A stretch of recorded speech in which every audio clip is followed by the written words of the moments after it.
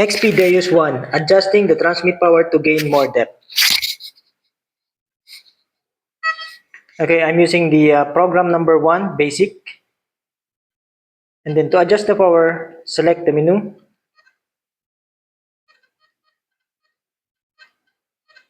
And then select sensitivity or sense. And then select expert. And currently the transmit power is set to normal. And I want to boost the signal. Just select plus button. So now it set to boost mode.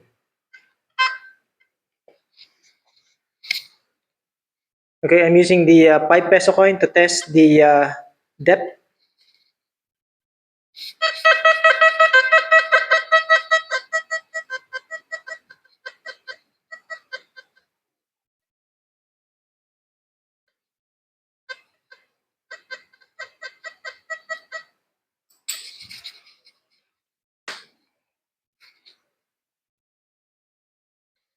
Okay, I got the 16 inches depth in boost mode.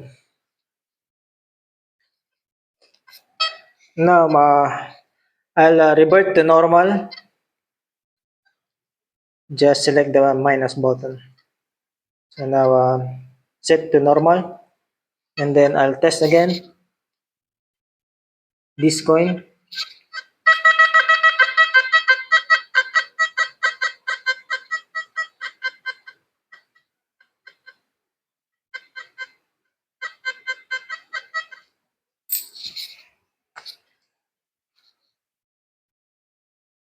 Okay, I got the 14 inches depth in normal settings. So we have the 14 at normal and then 16 in boost setting. So 14 minus 16, 2 inches. So we got an extra 2 inches depth from normal to boost transmit power. Let's see on how much increase of depth on big target. Transmit power in normal.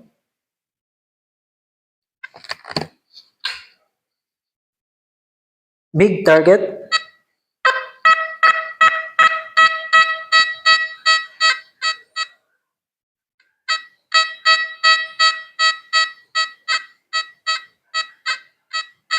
Clear at 90 centimeter.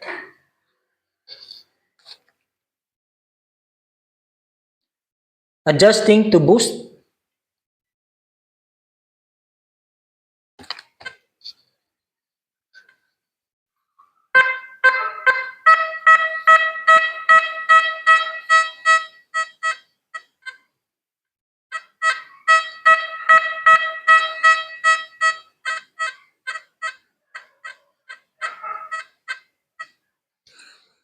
Clear at 100 centimeter.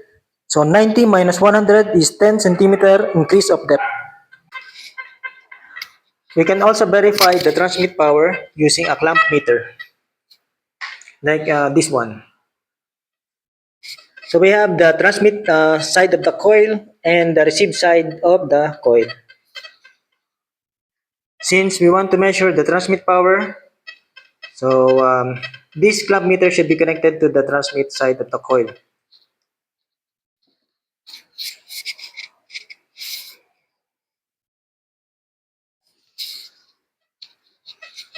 So we have the transmit power set to normal and we want to measure the ampere.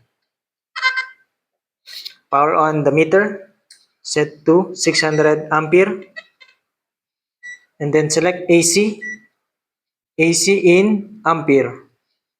So we have a reading of 6.1 ampere in normal settings. If you want to increase the power, just set to a boost setting.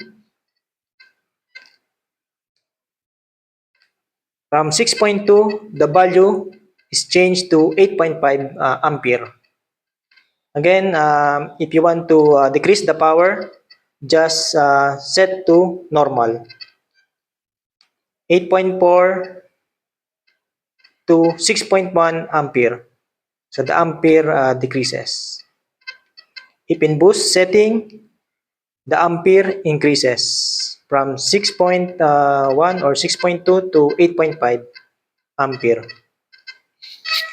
Okay, just to remind, this clamp meter is used not to measure the accurate value for the current or power. We use it just to identify if the power has increased. So we have power is equals to voltage times the current. So power is proportional to current. So if the current is high, the power is also high. If the current is low, the power is also low. So just like in our example. So normal low, ampere or power 6.1 is low. Then if we increase the power in high or boost, the power will also increase or the current will also increases from 6.0 or 6.2 ampere to 8.5 ampere. Again, high or boost 8.5, lower the power to normal 8.5, normal will decrease to 6.1 ampere. So again, power is high, current is high, current is low, power is low. Okay, that's the XP Days 1 transmit power adjustment.